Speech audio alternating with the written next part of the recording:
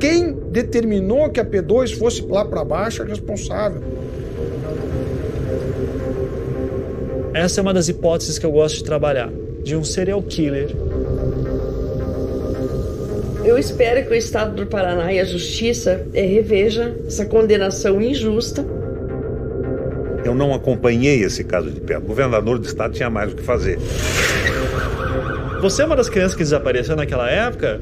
Ele falou, sim, eu sou uma das crianças que está nesses cartazes. Oswaldo era barba que vinha para baixo. Eles estavam há 1 ano e meio sem tomar banho, sem poder cortar o cabelo, fazer a barba. E sempre estava curiosa para saber onde que estava o Oswaldo, né? Ninguém chegou para mim e perguntou, você é culpado ou inocente? Sempre ia falar alguma coisa, era na base do tapa, era na base do bufetão, era na base do espancamento, porque vocês queriam que contasse uma história.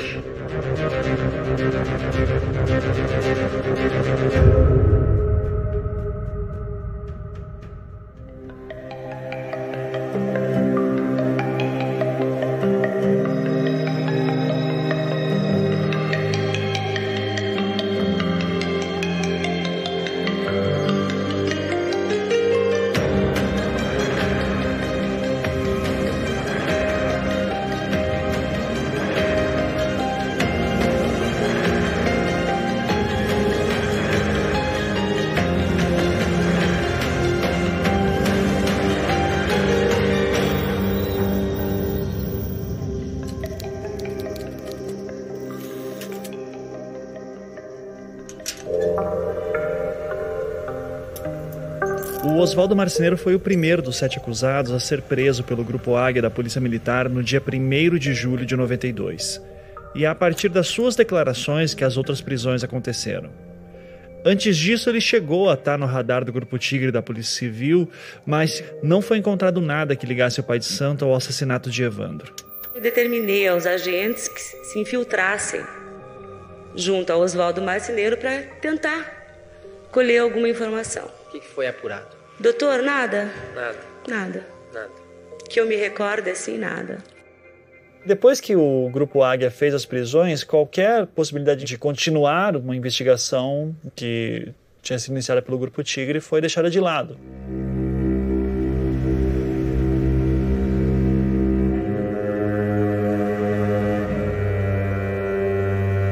Quando o Grupo Tigre chegou em Guaratuba em abril de 92, ele levantou uma série de suspeitos. Uma das testemunhas, ao meu ver, mais interessantes que o Grupo Tigre investigou é o menino Eli. O Eli, ele dá um depoimento de que ele estava andando na rua, passa uma criança, essa criança começa a dizer que ela fugiu de um cativeiro, onde tinham mais 2 crianças, que quem levou ele e essas outras crianças para esse cativeiro foi um carroceiro, e que uma das crianças que estariam presas nesse cativeiro daria a entender que seria o Evandro. O menino Eli, ele é colocado sob hipnose e ele faz um retrato falado dessa criança que ele encontrou na rua dando esse relato. Agora, quem é esse carroceiro? Quem é essas crianças? O Grupo Tigre investigou muitos carroceiros sem muito sucesso. O Dr. Adalto, ele várias vezes em depoimentos afirmava que o seu principal suspeito era um homem chamado Euclídio. Eu disse, olha, vejam mais esse elemento. É o mais próximo da achada do corpo, a pessoa que mais teve condições de ver alguma coisa, porque ele sabia muita coisa e ele ia distribuindo álibis de outras pessoas. E ele próprio, para ele, não tinha um álibi. Então essa pessoa realmente me deixou bastante interessado. Houve uma época em que eu acreditava que o Euclídio podia ter alguma coisa atrás, até eu ler o inquérito que encontrada cocaína numa lanchonete que o Euclídio tinha. Numa oportunidade durante uma operação verão, depois de todo o fato já ter acontecido, as pessoas terem sido presas, o Euclídio Barba foi preso por tráfico de cocaína em Guaratuba. Dizem que o Euclídio, detido com aquela cocaína, começou a falar coisas sobre o caso de Guaratuba. E daí ele é trazido para Curitiba, na presença do Dr. Luiz Carlos de Oliveira e também do corregedor, o Canfeld. E o Euclídio me relatou o seguinte fato. que ele era mateiro, estava roçando o mato, quando viu um carro tipo Opala chegando com 2 pessoas. Dentre dessas 2 pessoas, um era o Diógenes. Desceu com um pacote embrulhado num jornal, jogou no mato e foi embora. Ele então saiu de trás de um arbusto e foi verificar o que se tratava aquele pacote. E então ali ele encontrou o cadáver de uma criança. E daí é por causa disso que o Euclídio em algum momento se aproximou do Diógenes e o Diógenes começou a dar moradia, dinheiro e tal. Depois o Euclídio volta para Guaratuba e diz que foi coagido a dar um depoimento. O Luiz Carlos de Oliveira nega que qualquer coação tenha acontecido, assim como outras pessoas que estavam presentes. Eu não tenho a menor ideia do que aconteceu, eu só sei que essa história não faz sentido nenhum. Eu não consigo comprar essa versão. Eu não acho que o Diógenes seja um psicopata. Diógenes, para mim, é uma pessoa muito inteligente, que levou por um caminho e, com isso, deu espaço para que abusos fossem cometidos.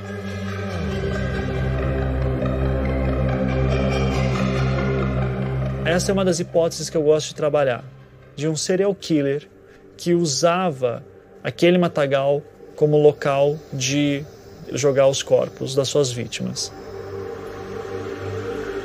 Ele teria matado uma menina, enterrado ela. Próximo daquela menina teria enterrado também Leandro Bossi. E o que acontece no caso do Evandro em específico? Porque o corpo do Evandro apareceu. O Grupo Tigre aparece. A elite da Polícia Civil do Paraná está ali para investigar o caso Evandro. Então, o meu hipotético serial killer se desespera, guarda o corpo num lugar fechado, do tipo um porta-malas de um carro ou um freezer desligado, alguma coisa assim. E daí, na madrugada do dia 10 para 11, vai no matagal, joga o corpo, mas fica com medo e sai correndo e não tem tempo de enterrar. O delegado na época também pediu uma série de providências. Ele pediu para que fosse feita uma busca no local, nunca foi feito isso. Ele também pedia para que fosse levantados dados de homicídios e outros casos de desaparecimento. Esses dados, até onde eu sei, também não apareceram no inquérito, mas era uma linha de investigação interessante, ao meu ver, e que nunca foi levada a sério.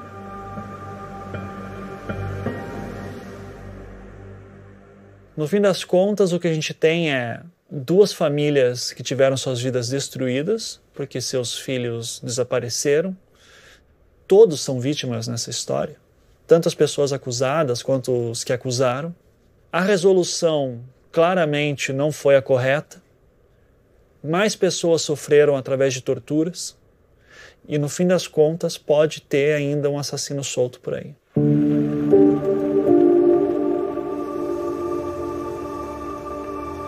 Eu queria muito dar mais explicações e analisar melhor a questão da ossada que foi encontrada naquele matagal. A gente não sabe dizer se aquela ossada estava vestindo as roupas do Leandro Bossi. A gente não tem documentação que afirme isso. Então eu pedi para a doutora Patrícia, por gentileza, você consegue localizar onde está essa ossada e onde está esse laudo? E ela percorrendo todos os IMLs do litoral do Paraná e Instituto de Criminalística e não encontrando, até que um dia ela me avisa que encontrou a ossada. Então, uma das medidas que nós entendemos cabíveis devido aí ao avanço da tecnologia foi tentar novamente realizar o exame DNA dessa ossada. E o IML de Curitiba falou que não conseguiu extrair o DNA, então eles tiveram que mandar a ossada para a Polícia Federal para que fosse feito um outro tipo de exame de DNA lá, que seria mais avançado. A gente tendo um banco de dados de familiares de crianças desaparecidas, tentar então fazer esse confronto para conseguir vir a identificar a identidade dessa ossada.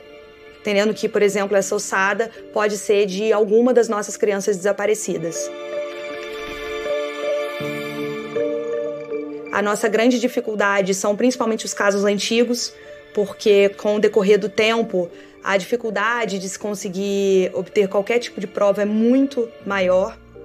E nós entendemos que a linha principal seria realmente uma questão de cunho tecnológico, né? Ou até mesmo alguém que, com a repercussão, a questão da divulgação das imagens, da divulgação da progressão de idade, para que, quem sabe, mesmo muitos anos depois, alguma notícia possa chegar até nós, para que então, com um fato novo, a gente possa ir fazer novas diligências. O final trágico do caso Evandro levou ao desespero os pais de outras crianças que desapareceram misteriosamente no Paraná. Guilherme, José Carlos, Edson, Niltinho, Alex. Depois que a série do caso Evandro foi ao ar, um dia eu recebi uma mensagem no Instagram de um cara com um print de uma cena do primeiro episódio, e era uma cena que aparecia várias crianças que desapareceram. E ele mandou pra mim aquela cena, e mandou uma foto dele, e falando, até que eu não mudei tanto assim. Daí eu disse, caramba, você é uma das crianças que desapareceu naquela época? Ele falou, sim, eu sou uma das crianças que está nesses cartazes. E daí eu quis saber mais sobre a história dele.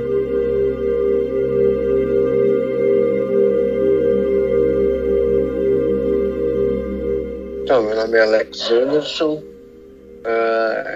Entrei em contato contigo através do Instagram. E o que você lembra daquela época, Alex? Você podia contar um pouquinho sobre o que aconteceu com você? A gente não aceitava o fim do casamento do meu pai e a gente tinha muito atrito com a minha madrasta, né? Aí naquela época, naquele dia, 24 de dezembro, a gente pulou pela janela do quarto, eu e meus 2 irmãos. Isso devia ser entre 9h30 e 10 horas da manhã. Um deles, aí eles conseguiram voltar. Começou a anoitecer, eu fiquei com medo de voltar para casa, né? Com vontade de voltar para casa, mas com medo de voltar para casa, porque com medo de apanhar, com medo de brigar. Foi aí que essa pessoa que me levou começou a conversar comigo. Eu me lembro que ele especulava muito, perguntava o que eu estava fazendo ali sozinho. O que você acha? Que você fugiu de casa? Vamos para São Paulo comigo? Sim, com a maior naturalidade. E por algum tempo eu relutei, só que não sei porquê. Fui, sabe, mais ou menos assim. Como eu disse, tem muitas coisas, eu me lembro de muitas coisas bem nítidas, tem muitas coisas que parece que ficaram bloqueadas da época, sabe? E no outro dia a gente já estava para São Paulo. Eu sei que no tempo aproximado, eu fiquei 11 meses fora, se não me engano. A gente rodou de Curitiba, do Rio de Janeiro, Minas Gerais, ali eu não me recordo mais. Eu sei que o mais longe que eu fui parar foi em Palmas, no Tocantins. Eu lembro que ele dizia assim, nós vamos bater na porta e a hora que o teu pai abrir, quem vai dar o tiro nele vai ser você. E eu lembro que eu não respondia nada, sabe? Eu ficava apavorado na época, mas eu não respondia nada.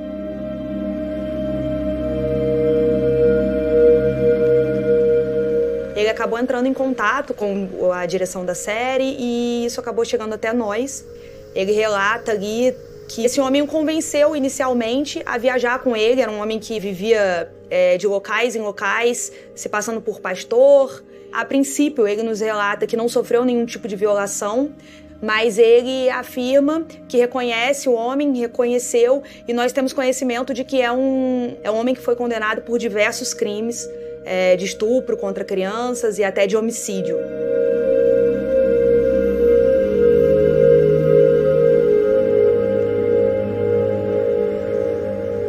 Daí passou um tempo, do nada, assim como eu disse, de vez em quando volta, sabe? E eu pensei, cara, vou procurar, vou bater o nome para ver.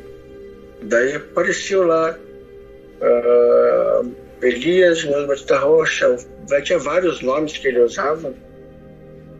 Foi preso, acusado de matar, não me recordo quem, porque e tinha vários outros assassinatos, né? E tudo que ele tinha feito com várias crianças. Daí aquilo na hora assim me deixou em estado de choque, porque tudo aquilo que as crianças passaram, eu não passei. Daí aquilo ficava e aí já fica na minha cabeça, por que e como que eu não passei tudo aquilo? Uhum. Eu sobrevivi a uma pessoa louca, sabe? E eu acho que talvez ele tenha tentado e foi aí que eu tive aquela explosão e ele simplesmente sumiu, sabe? Uhum. Todo mundo me perguntando, e o teu pai, porque até então eu tinha mudado de nome, não tive coragem de contar quem eu era, né? Tudo que tinha acontecido, porque uma das coisas que ele dizia assim é que se a gente se separasse, se houvesse essa separação, ele voltava, ele me matava minha família, matava meus irmãos, porque eu falava muito com meus irmãos. E quando a gente chegou no batalhão da Polícia Militar lá em Barra do Piraí, quando eu enxerguei meu pai e a minha madrasta, eu não sabia se eu ficava... Foi uma mistura de emoções assim, sem precedentes, sabe? Chegando em Curitiba que fui ter noção do tamanho do estrago que eu tinha feito, vamos dizer assim.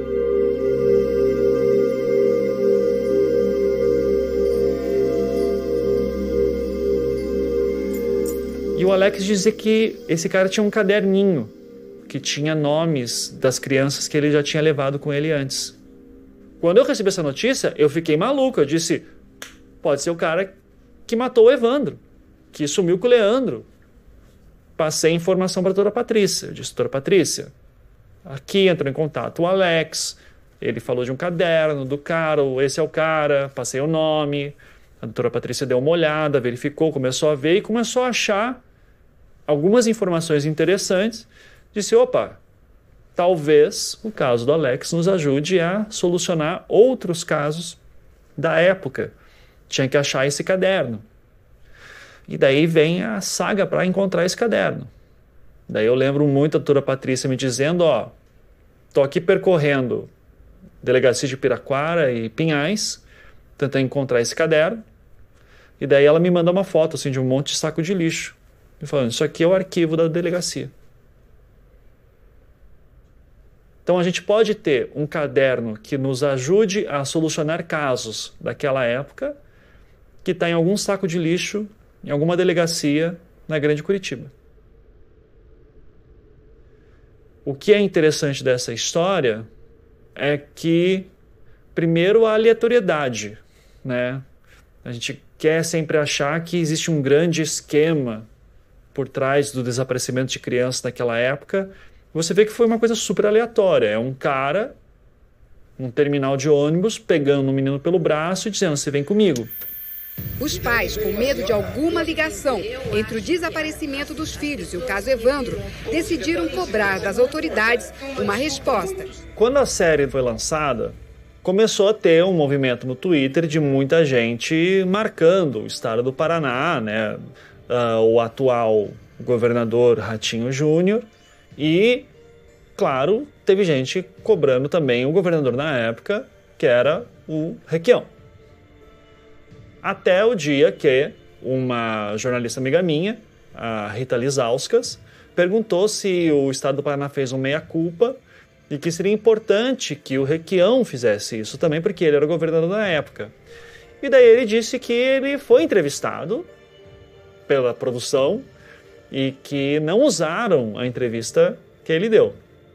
E daí eu disse, não foi assim. Fatos são fatos. Daí eu fiz uma thread longa no Twitter falando tudo o que aconteceu, com print de e-mail, print de tweet, print daquilo, e colocando tudo em contexto. No dia seguinte eu acordo e o Requião Filho mandou mensagem, oi, quero falar com você, e todo mundo queria falar comigo. E daí eu liguei pro Requião Filho e ele me falou assim, não, meu pai fala sobre o assunto, ele fala sem problema nenhum.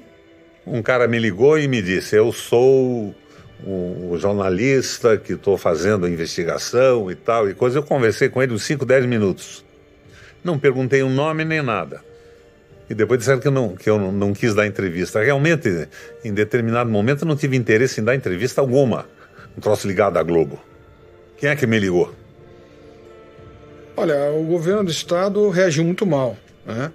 Primeiro porque não houve questionamento da investigação do Grupo Águia por uma versão pronta, feita por aquele grupo da P2. Então, eu digo que não há como você isentar de responsabilidade nenhum deles.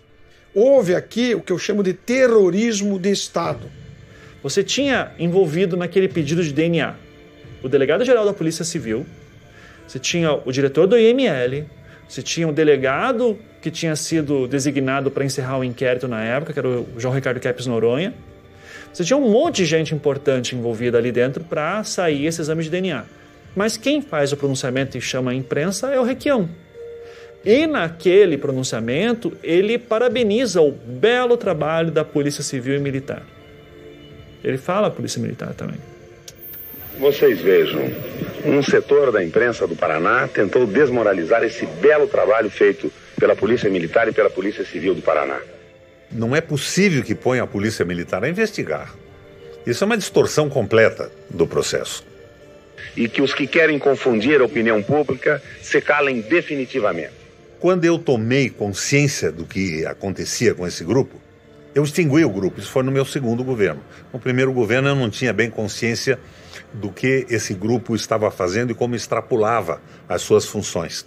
É um grupo de bandido dentro da polícia, é a milícia, completamente desvinculado da estrutura institucional. Não é possível inculpar diretamente o governador pelos fatos que aconteceram. Evidentemente que não.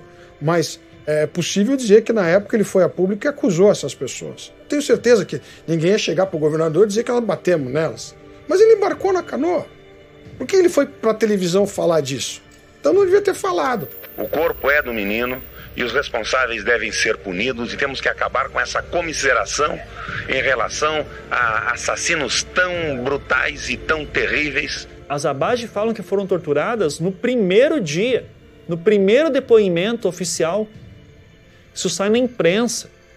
O advogado delas na época, o Dálio Zipim, fala também disso. São pessoas importantes. Eu acho muito pouco provável que eu não ouvi notícias que elas estavam sendo torturadas. Só que, para a imprensa, tudo apareceu como, isso aí, o promotor fala na época. Infelizmente, você sabe como é comum preso falar que foi torturado para confessar um crime. O Estado é responsável pela indicação dessas pessoas. Quem determinou que a P2 fosse lá para baixo é responsável. Eu não sei como é que funcionava naquela época, mas eu já vi notícias do Requião afastando policiais com suspeita de tortura. Eu não entendo porque o Requião, em 92, não viu isso acontecendo e disse, não, gente, para tudo, afasta esse pessoal e bota a corregedoria. Não tinha corregedoria na época, né, mas... E era polícia militar, então, entende, pode ser brigas internas que a gente não sabe como é que funcionava naquela época. Não, eu tomei conhecimento das torturas agora, com o levantamento que vocês fizeram. É de uma boçalidade, de uma irracionalidade absoluta. Enquanto governador, não tive notícia disso, até porque o que eu via na mídia dizia exatamente o contrário, que eram os heróis combatendo a bruxaria assassina. O que eu sabia era pela Globo, e não é pela mídia, não é pela Globo mesmo. O então secretário de Segurança do Estado ameaçou atirar os presos para o linchamento em praça pública, caso o tribunal ordenasse a soltura. Pessoalmente, irei buscar essas pessoas na penitenciária e as levarei à praça em Guaratuba, onde as liberarei em nome da justiça, lógico. É evidente que o Favete reagia à mídia formada pela Globo, fundamentalmente. Ele reagia à mídia formada pela imprensa, pelas televisões e tudo mais, que já haviam condenado os réus. Até hoje eu não sei quem foram os executores disso. Hoje eu vejo a história e posteriormente da família do Abage, da mulher dele, da filha, mas eu não sei quem foram os executores até hoje. Eu não acompanhei esse caso de perto. O governador do estado tinha mais o que fazer. Para isso existe polícia militar, polícia civil, Ministério Público e juiz. Eu era governador do Paraná, não era delegado de polícia. Se eu tivesse notícia disso, tinha liquidado esse processo imediatamente. Sem nenhuma dúvida e sem nenhuma hesitação. Não tenho queixa do Favete, não. Acho que aquela alegação dele foi uma resposta à pressão da Globo, foi uma estupidez, mas nem tenho o Favete como um homem violento.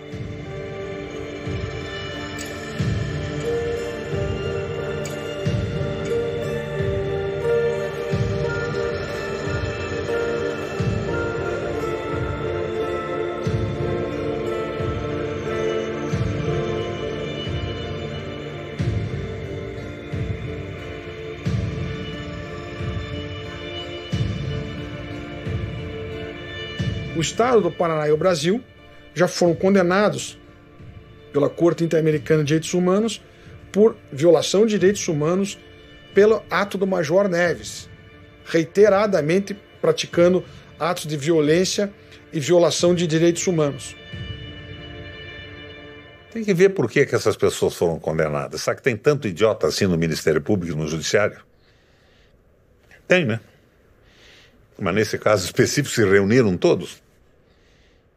No dia 10 de março de 2020, vocês gravaram aquele episódio em que eram mostradas fitas para algumas das pessoas envolvidas, né?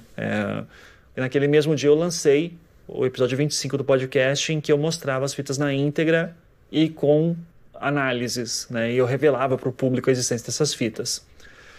3 dias depois, no dia 13 de março de 2020, o promotor, Dr. Paulo Marcovitz, entrou em contato com a promotoria de Guaratuba, avisando, olha, tem esse jornalista, o Ivan Mizanzuki, que ele lançou fitas novas que reforçam a tese de tortura, alguma coisa assim.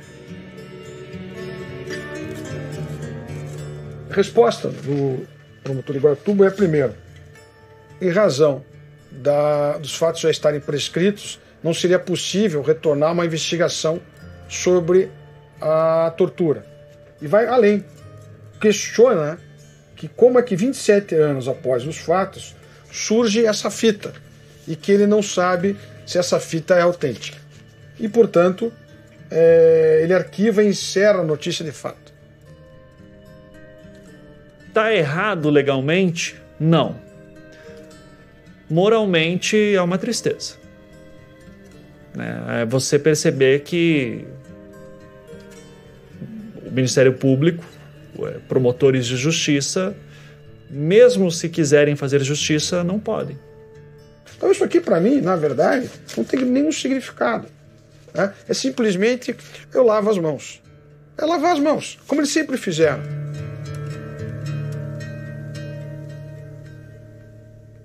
Nós não vamos lavar. Nós vamos provocar isso aqui às autoridades numa revisão criminal. E essa revisão será também usada para uma representação na Corte Interamericana de Direitos Humanos, buscando então a condenação do Brasil e do Estado do Paraná pela prática de tortura.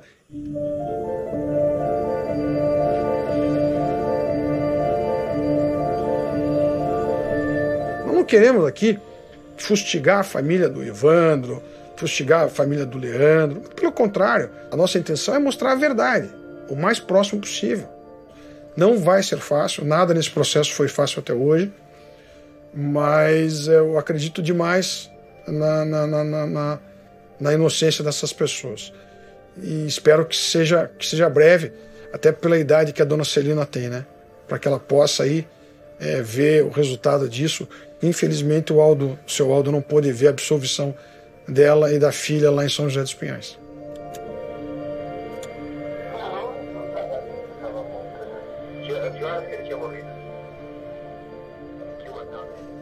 Eu espero que o Estado do Paraná e a Justiça reveja, né, essa condenação injusta de todos nós. Né? É uma esperança. Eu não sei se o Estado vai ter coragem disso, mas o Estado tem que ter essa coragem.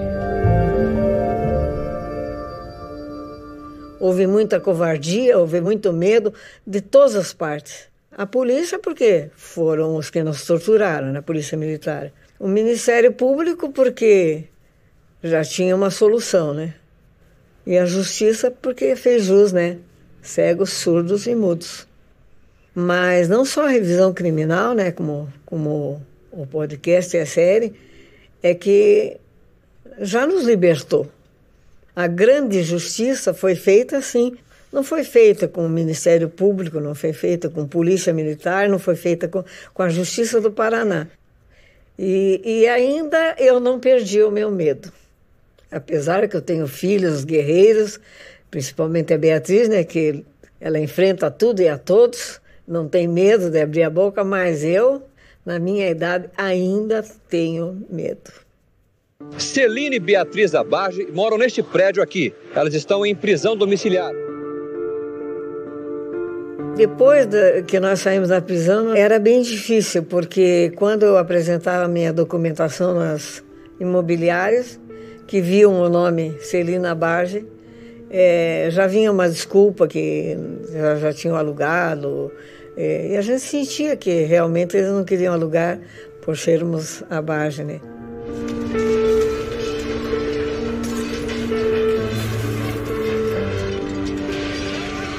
Antes eu estava acostumada a entrar nas redes para brigar, porque existia, né, um número grande de pessoas que não acreditavam. E quando saiu o episódio de 25, aquilo foi, realmente viram que a gente tinha sido torturadas. Então foi uma acolhida muito grande que eu não sabia nem lidar com isso. A gente acaba aprendendo a sempre brigar, e quando é acolhido a gente não sabe lidar quase com isso, né? Através do grupo discutindo o caso Evandro, algumas pessoas se reuniram no WhatsApp e começaram com essa hashtag 7 Inocentes de Guaratuba, e onde está Leandro Bossi. E sempre estava curiosa para saber onde que estava o Oswaldo, né? Quando começou essas questões de redes, eu sempre procurei pelo nome dele nas redes, falei, não é possível, todo mundo tem rede social, vamos atrás, né? Fui pesquisando e pela foto eu reconheci o Oswaldo, ele estava com uma foto de costas na praia. Aí mandei mensagem, não me respondia. Mandava mensagem, não me respondia. Só depois, quando terminou a série, depois do episódio do último episódio da série, e um dia ele resolveu se manifestar no grupo discutindo o caso Evandro. E ele fez uma postagem, né?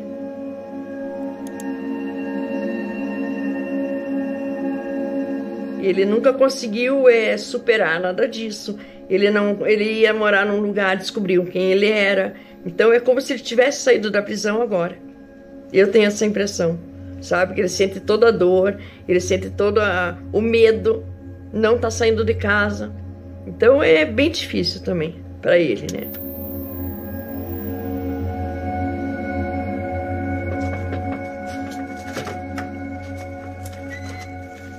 Tem alguém em casa? Tem alguém em casa? Tô entrando. Bati, ninguém abriu. Oi? Oi?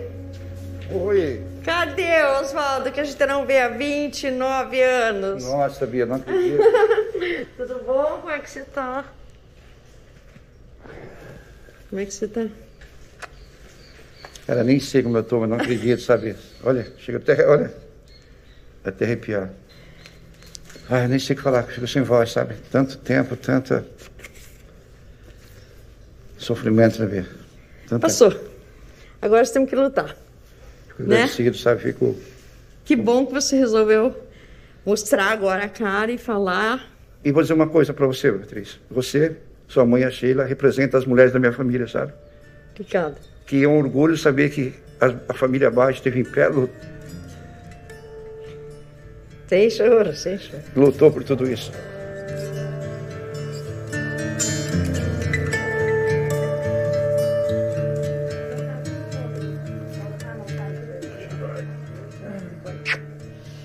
É que eu falei pra você, tu ia fazer de costas, não ia de frente, mas vamos de frente mesmo.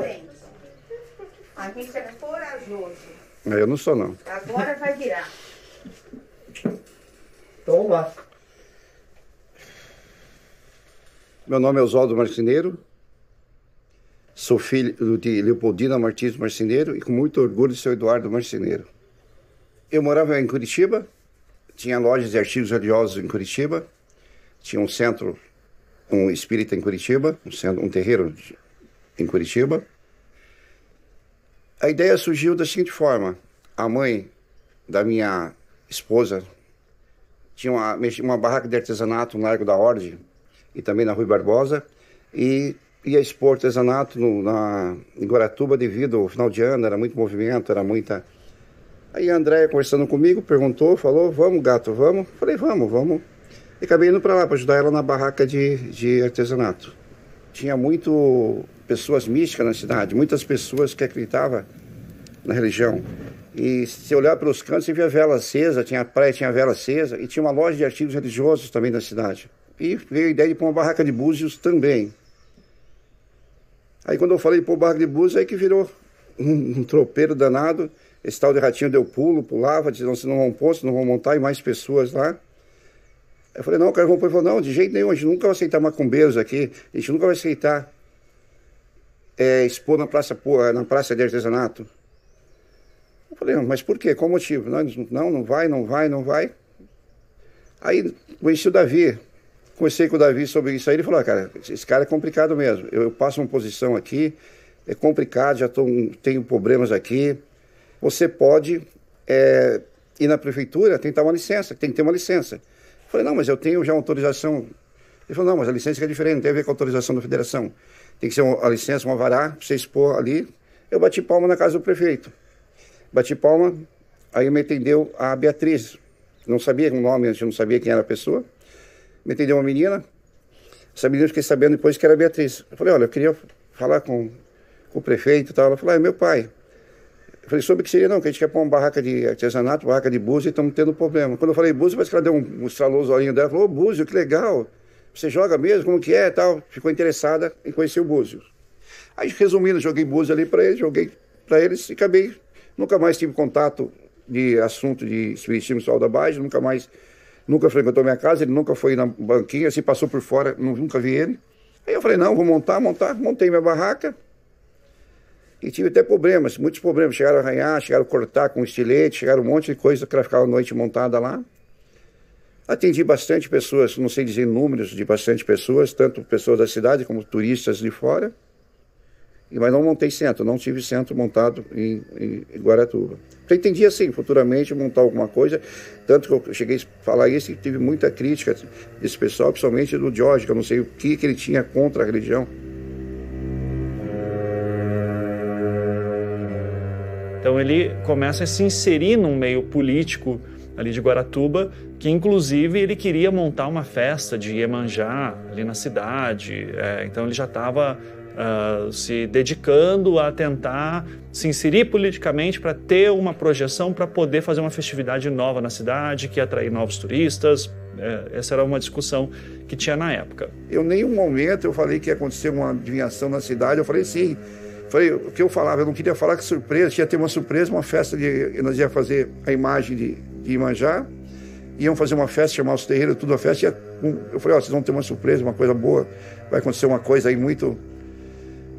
bacana, tal, mas ainda até o Costa, acho que talvez eu até falei pro Costa a imagem, o resto eu escondia todo mundo, nossa, eu fazia um suspense, nós ia construir uma imagem, ia trazer os terreiros, ia ser uma coisa bonita para a cidade.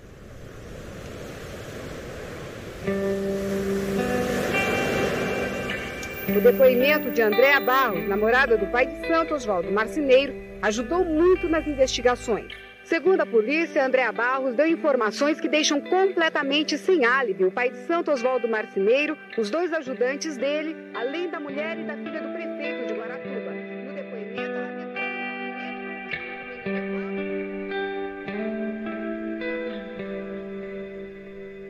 Andréia, você fala Andréia. Eu quero saber qual Andréia você pergunta. Essa última Andréia que fala que as coisas que ela falou tudo, eu não conheço, não conheci nunca essa Andréia. Eu conheci uma Andréia carinhosa, uma Andréia que a gente vivia muito bem. Nossa, foi uma paixão forte, uma paixão muito... Ela chegou a gravar, mandou tatuar em cima dos seios o nome dela, meu nome inicial, os dois nomes. Andréia era meu braço direito. Tem matéria de financeiro, se encontrasse você na... Oswaldo, vamos pagar uma cerveja ali. Eu não andava com dinheiro, ela que encontrava o dinheiro, ela que andava com dinheiro, andava tudo. No começo eu fiquei até magoado, eu fiquei assim muito. Hoje não, hoje eu tenho assim um sentimento por ela assim até de entendimento. Eu acredito que ela deve ter passado muito forte, porque eu passei coisas horríveis e tenho certeza que tem amigos meus, pessoa que me conhecia, todos devem ter passado momentos difíceis. Eu vou rezar por todas aquelas pessoas que me acusaram injustamente, para que eles pensem bem, reflitam bem e falem apenas a verdade. Porque eles estragaram não a minha família, estragaram 7 famílias na base da mentira, da calúnia e da difamação. Eu digo que o De Paulo, cara, dói muito isso, sabe? Que ele não era um amigo meu, era um irmão, era um companheiro, sabe? Vi muitas histórias falando, todo mundo falava. O seu ajudante, o seu funcionário, ele nunca foi funcionário meu, ele foi meu amigo. O que eu comia, ele comia. Na mesa da minha mãe, da minha irmã. Então o De Paulo dói muito em mim até agora, cara. Saber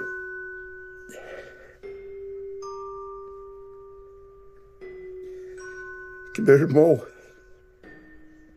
foi embora da terra e saber que morreu dentro de um presídio, cara.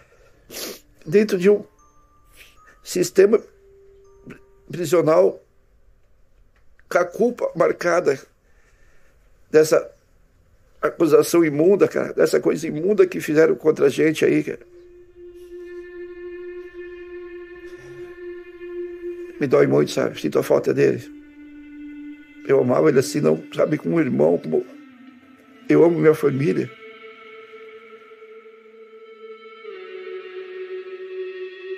Meu pai também deixou a terra no leito de uma cama, falando para minha irmã, falou uma coisa: cuida do meu menino lá. Tu deixa, ajuda ele. Meu pai faleceu logo antes de eu sair um pouquinho em liberdade domiciliar. Não deixaram de ver meu pai. Não pude ver meu pai, cara. Não pude se medir. Ele era meu herói, cara. Tinha orgulho dele. Nenhum deles tiveram de ver a gente aqui na terra. Eu sei que hoje estão em céu, lá no céu em festa, vendo essa verdade aparecer, cara. Vendo a justiça sendo feita.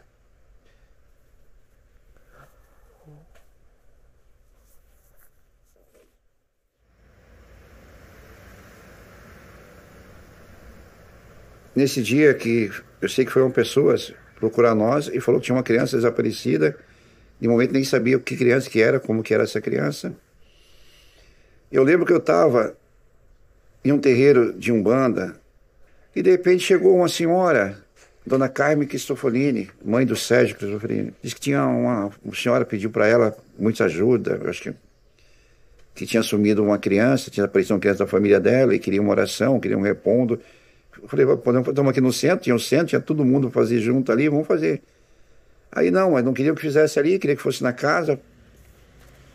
Aí entramos na casa, ela falou da criança assim, assim, assim, que isso pode ser feito.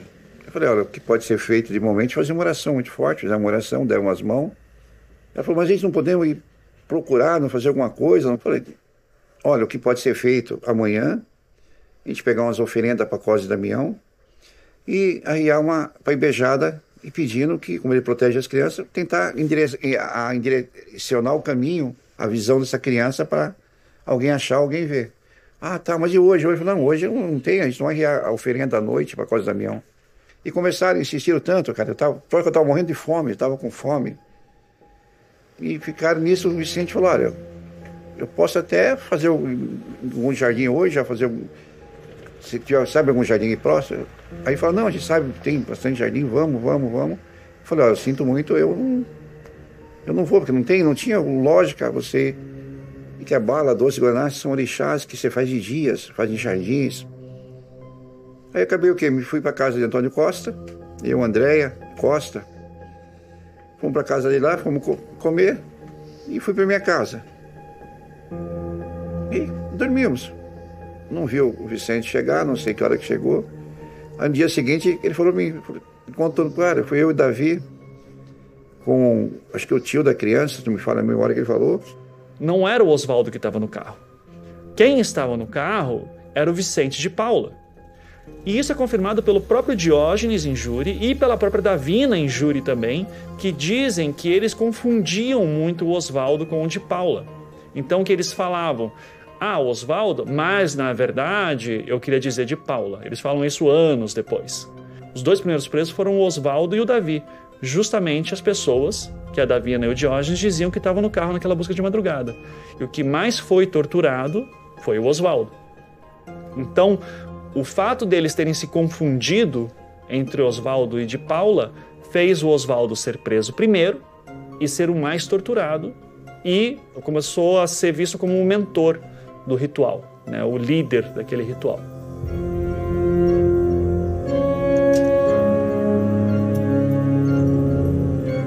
Quanto tempo eu fui preso? Na verdade, eu me sinto preso até hoje, cara. Até hoje eu me sinto preso.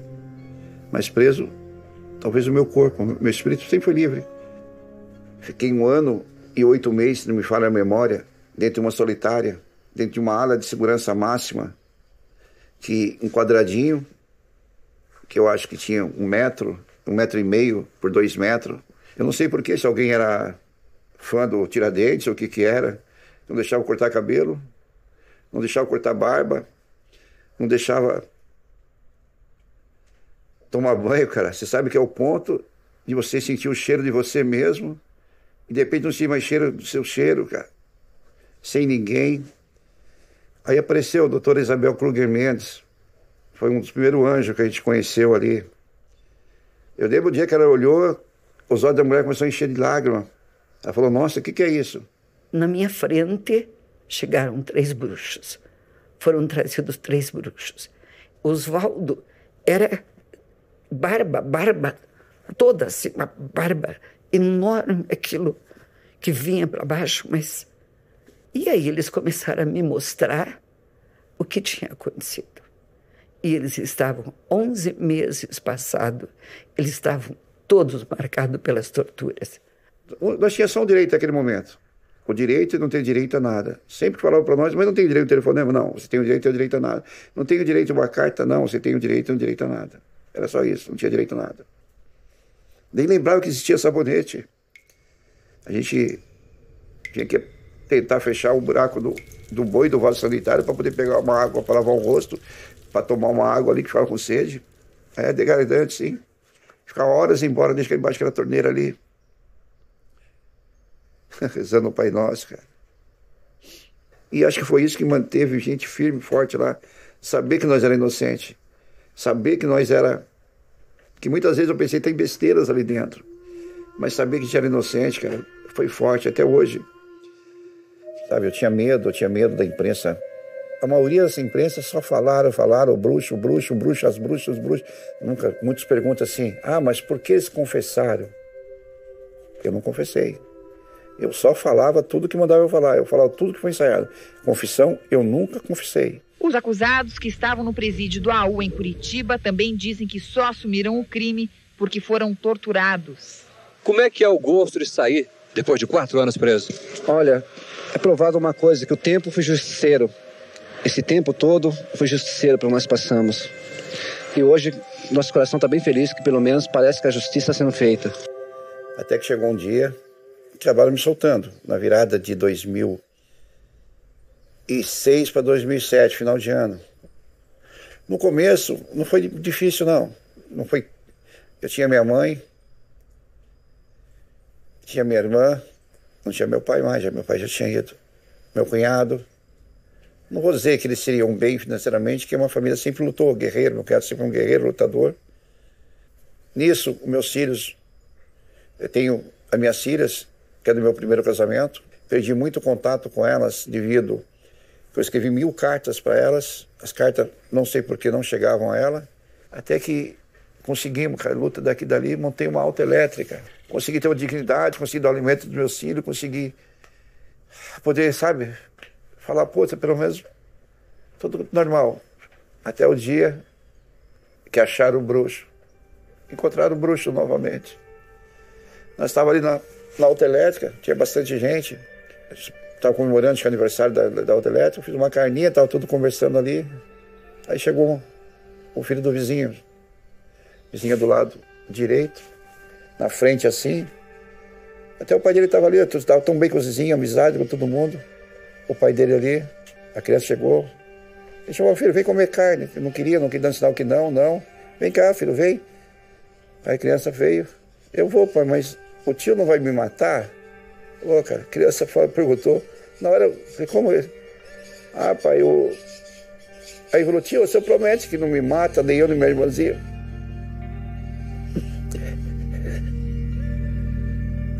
e não come o nosso coração. Pai, o que é isso? Tá doido? Descobriram, acharam o bruxo.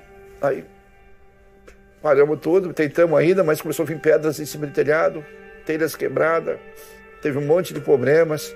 O vizinho já reclamou que não reclamava, que estava barulho do carro, que não podia ter barulho, que não podia isso. Apareceu coisas escritas, jogadas no portão. Acabamos saindo, acabamos se escondendo de novo, mudando para outro lugar, para não aparecer os bruxos se esconderam novamente, os bruxos. Ia se esconder, cara. Então, a série foi ao ar, aí o meu filho falou, pai, a minha esposa estava olhando lá, achou isso aqui. Eu falei, não queria saber. Não, pai, escuta, é coisa boa, o homem está falando coisa boa, está dizendo aqui, ó, e agora? Apareceu a verdade, e agora? Perguntando. Aí eu tô falando a verdade, mas que verdade? Nunca ninguém falou a verdade, cara, nunca ninguém quis saber, nunca perguntou. Aí eu falei, eu vou desbloquear o Davi, vou conversar com o Davi, desbloqueei o Davi, desbloqueei a Beatriz até me xingou um monte, falou, cara, tô te procurando há tempo, o pessoal te procurando, notícia boa, surgiu a verdade, graças a Deus a verdade apareceu. É verdade, Beatriz, que nós somos inocentes, apareceu umas fitas. Eu falei, que fita? Tem umas fitas que gravaram. Eu falei, eu não gravei fita nenhuma, não, tem fita que você... Aí eu fiquei, cara, um misto de curiosidade, um misto de medo, um misto... Aí eu entrei, vi tanta gente falando coisas boas, cara, tanta gente falando. Falei, cara, parece que tem pessoas boas no mundo ainda, tem pessoas que têm coração bom.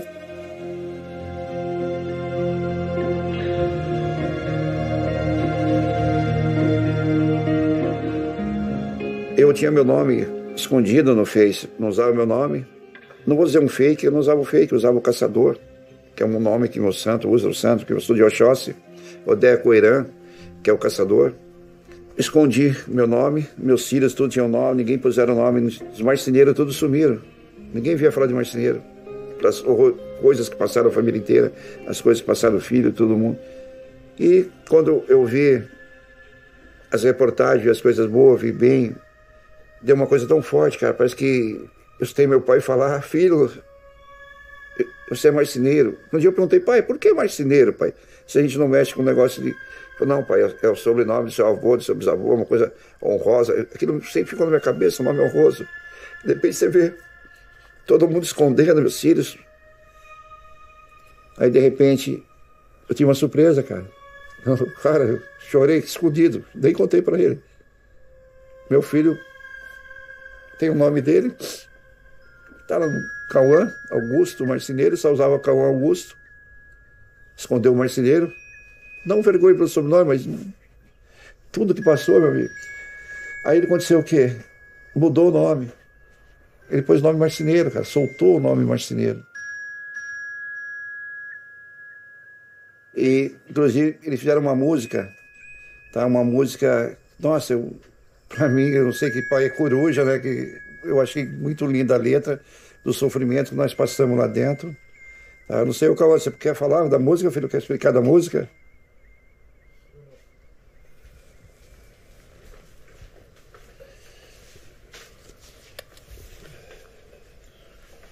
Quer falar sobre o quê? A música que você fez, né? A gente fez uma homenagem pro meu pai, né? Depois de tudo que ele passou, de tudo que eles passaram, os 7 inocentes de Guaratuba. Contando um pouco da história deles, o que aconteceu, de todo o mal que foi falado, que não é verdade, que só agora vem à tona. Todo mundo julgava a gente, mano. Porque, querendo ou não, ninguém sabia da história, mas sabia o nome. Que nem ele falou, eu fui um dos primeiros a colocar o nome de volta. Já parei de estudar por causa de justiça, os outros xingando a gente de bruxo e tudo. Ele tinha acho que 3 anos quando eu fui preso.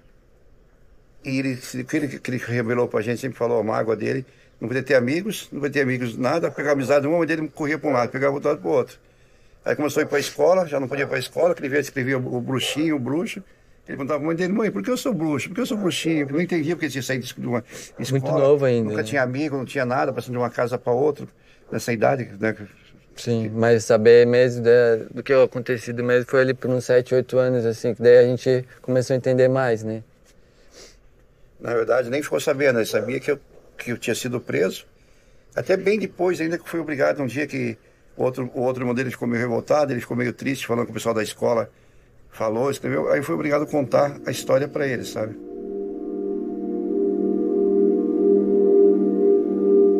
Quando todo mundo julgava, falava, ele saía, levantava a cabeça, corria atrás. Mesmo com o peito cheio de dor, ele erguia a cabeça e ia correr atrás pros bagulhos, pros filhos dele, mano. Atrás de dar uma melhora pra gente. A gente via isso, a gente não entendia naquela época muito bem. Hoje eu já sou de maior, já compreendo mais coisas, entendo um pouco do sofrimento que eles passaram. Mas não sei se aguentaria tudo que eles aguentaram. 1/3, eu acho, não sei. Ele é tudo pra mim. Te amo. Não precisa chorar, tá? A gente vai estar sempre aqui com você. Tá bom?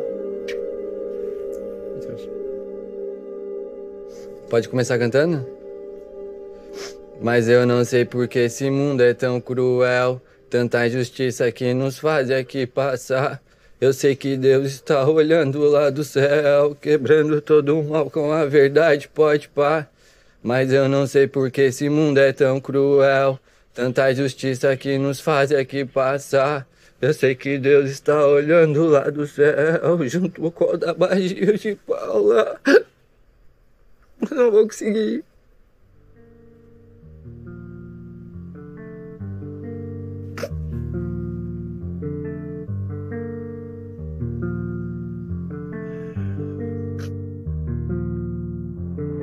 Mas eu não sei porque esse mundo é tão cruel, tanta injustiça que nos faz aqui passar. Eu sei que Deus está olhando lá do céu, quebrando todo o mal com a verdade, pode pá.